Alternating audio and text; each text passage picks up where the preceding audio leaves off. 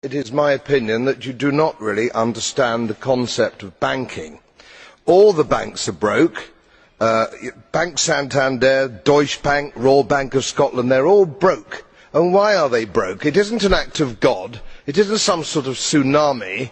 They are broke because we have a system called fractional reserve banking, which means that banks can lend money that they do not actually have. It is a criminal scandal and it has been going on for too long. To add to that problem, you have moral hazard, a very significant moral hazard from the political sphere. And most of the problem starts in politics and central banks, which are part of the same political system. We have counterfeiting, sometimes called quantitative easing, but counterfeiting by any other name. The artificial printing of money, which if any ordinary person did, they would go to prison for a very long time. And yet governments and central banks do it all the time. Central banks repress the amount of interest that rates are, so we do not have the real cost of money.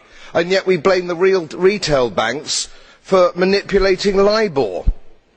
The sheer effrontery of this is quite astonishing. It is central banks that manipulate interest rates, Commissioner.